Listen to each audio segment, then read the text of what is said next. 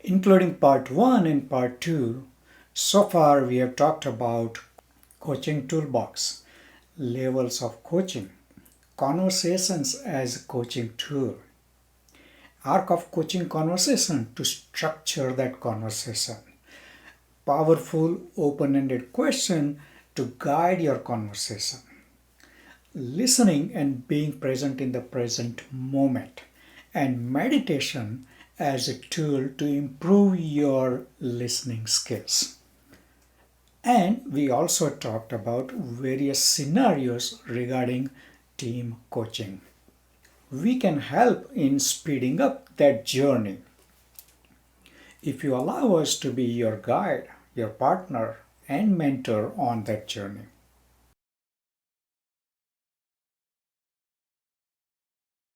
When we are coaching the client, there are two sides to this coin, I call it, right? So the client has to learn new things, right? So we are going to give them new tools, techniques, all that, tricks, all that, so that they can learn this new way of building and delivering the product. And then I also focus on the other side of that coin as to they also have to unlearn some of the things. They have to be willing to drop the baggage. A simple example I give is, we are kind of fine tuned to sending an email, for example. There is a problem, there is a question, we immediately send an email to that person, or even worse, we'll send an email to like 50 different people. That is a habit that we have acquired over the years, right? And that's the first thing I tackle, that hey, in Agile, and this is specifically for Agile, we are looking for collaboration. We are looking for you to get up and talk to that person if the person is in the same building. If not, at least pick up the phone. If that is also not possible, schedule some virtual meeting like this. But that is much more effective than sending an email and copying 50 different people. Even worse, I've seen blind copies. So those are those. So they have to learn new things as well as they have to unlearn some of the old things also. And again, as coaches, because we are the outsiders, because we provide that third person perspective, we can see that very clearly where they fail to see it, because that's how they have worked. Let's say I am a scrum master. I've been doing this agile for some time, and I feel like I'm hitting the ceiling, right? There's only so much as a scrum master you can do. Some organizations will call it a senior scrum master or whatever, but I've spent a couple of years doing this, and now I want to become an agile coach. How do I make that transition? What do you recommend to a scrum master who wants to become an agile coach? Great question. And it is a progression. There's a couple of avenues available to people. There's certainly certifications that are out there. Like, the Scrum Alliance has some. I think IC Agile has some with the ACC and the ATF, et cetera. So those are definitely some avenues that people can go down. I think the challenge with those avenues is that they are a very light touch on the pure coaching aspect. And when I got my CPCC, it was 18 months, right? And it wasn't full time, but it took me 18 months, and I can't tell you how many hours, right? I know that I have to actually have clients. I actually have to coach clients. There's recordings of clients, and people, supervisors will come in, or other expert coaches will come in, and they'll review them and help me to grow rapidly. So the point is that there's, those certifications are like the beginning, if that, of the journey into agile coaching. So I think that there's certainly the certification avenue. Some people are less motivated by certifications. So then I would point people to the Agile Coaching Growth Wheel. I think that's a huge resource in the industry, built on built over years, and I think they're on version 3.1 at this point. That is an awesome tool to use to identify where you were at in your journey. And it also applies to Scrum Masters, right? There's a lot of aspects of that are applicable into Scrum Masters as well. And so and the way when I'm coaching other coaches and working with other coaches, we'll go through and we'll do like a quick assessment. Like, where do you rate yourself in these different areas? Where do you want to focus on as a coach? And how can I help you in your journey as a coach to continuously improve and grow and learn and be more valuable to your clients, right? So to me, that Agile Coaching Growth Wheel is a huge asset that's out there that can be used in order to help coaches develop and grow and figure out where they want to spend their energy when we talk about growing and learning. Yes, these certifications can help, but I think it's more about committing yourself to continuous learning, right? It's a journey. The other aspect I think is often overlooked is a mentor. You can go on this journey by yourself, and you will get to that. But if you have a mentor, that mentor can speed up that journey. Yeah. And that's one of the things that I love doing when I go into, an engagement of some sort, is finding the other coaches and working with them to support them, right? And not that they don't have everything that they need. They do, right? They're naturally creative, resourceful, and whole, right? And all I'm doing is doing maybe some mentoring and helping them with maybe some tools and techniques and templates that I might have used, how to use them, help them with different scenarios. So that whole mentoring, or if you will, even coaching the coach, is huge. And I'm glad you brought that up, because I think that through the years of my growth, those mentors and other coaches who have spent time with me have been a huge asset to me in learning and growing and getting the knowledge base and enabling me to help clients going forward, right? And which is really what it's all about, making the world a better place, and through Agile coaching, right? So I'm right there. I think that's a huge aspect of it. If I'm a product owner, or let's say I'm a team member, I'm on an agile team, or let's say I'm a tester, am I doomed? Like, if I'm a tester or if I'm a product owner, can I still make the transition to becoming an agile coach? I absolutely believe yes. In all those situations, when we look at the original Agile coaching model that Lyssa Adkins had put out, some years ago, it talked about those three focal areas that were at the bottom of the model, which one was technical, one was business focused, right? And so to me, those are absolutely areas that we should be exploring, and we need more support in from an Agile coaching standpoint.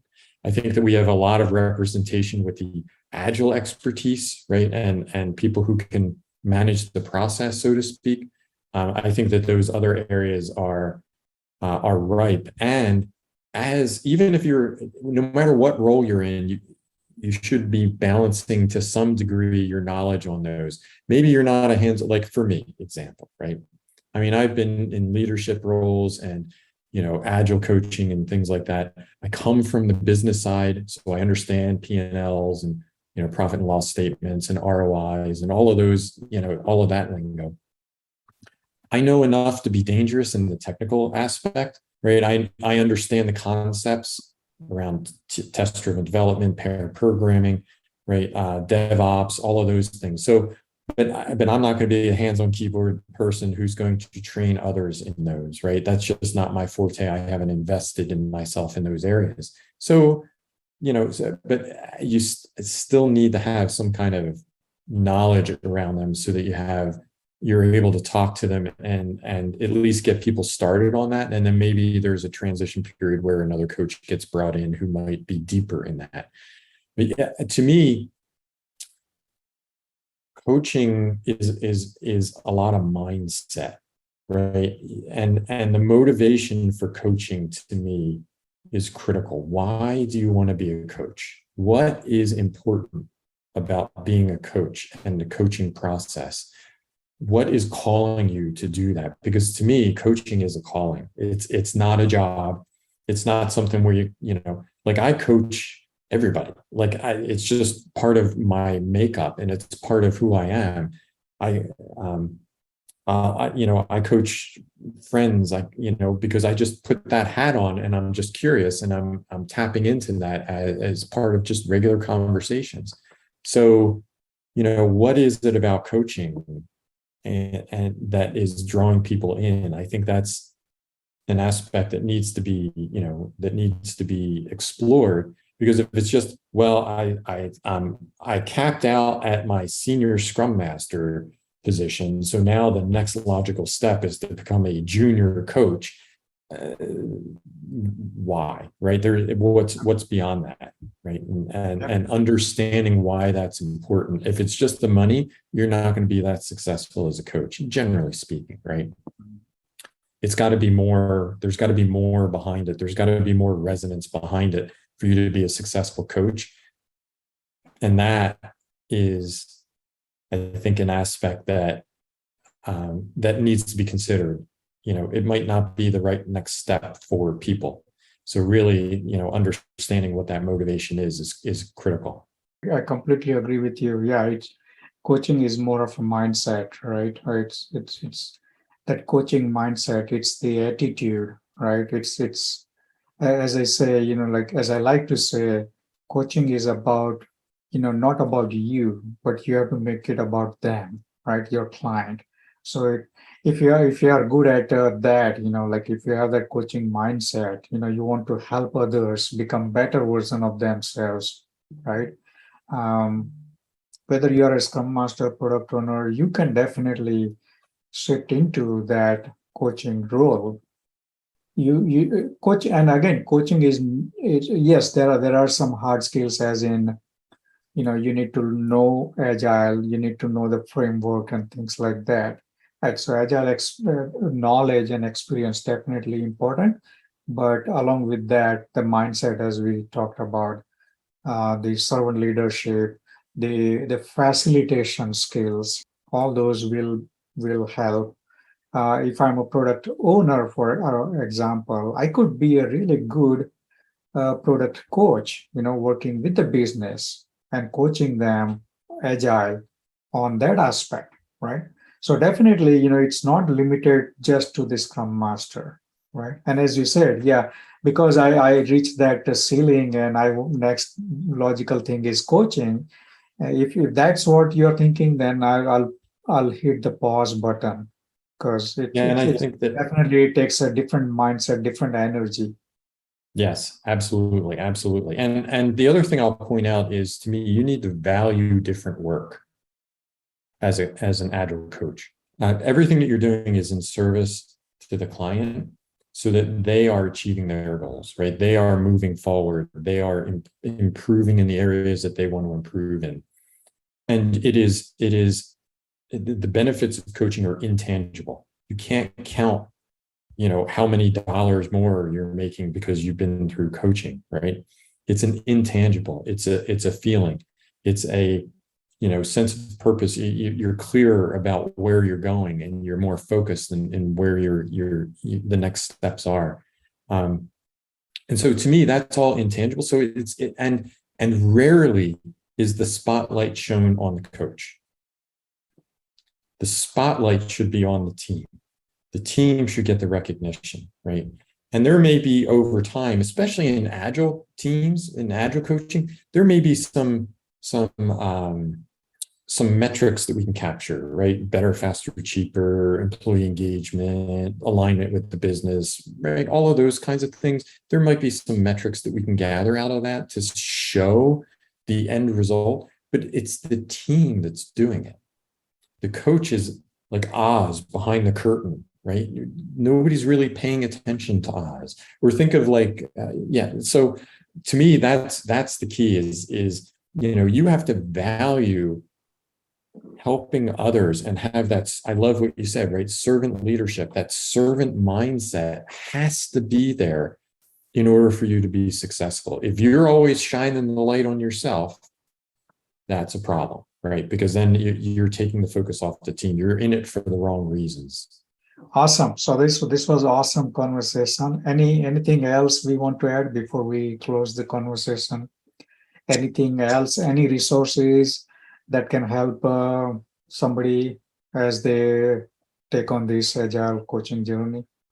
I think from a resource standpoint, right? Just continuing to learn. You pointed out, and I'm grateful for that. You pointed out that in the back of the Agile Coaching Growth Wheel, there's resources back there. There's many good resources out there, and there's continuing to be more. I was just at Agile 2022, and there was another coaching book that had come out, right? And it's like, oh, there's another one, right? So I think that there's a lot out there to learn from, and then I would say getting a mentor is a key aspect of that as well, right? Having somebody who's been around the block like you a few times, right, and tapping into your knowledge and your experience and the tools that you've used as a mentor and as a coach would provide a great deal of value to people. I mean, it would just accelerate your journey through this.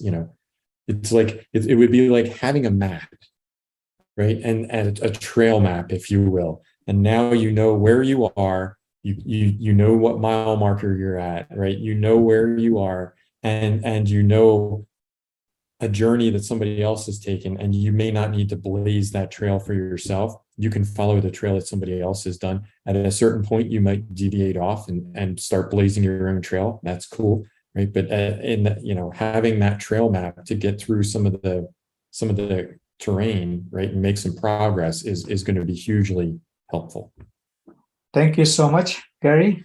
Again, it was a pleasure. This episode is sponsored by Erict Solutions.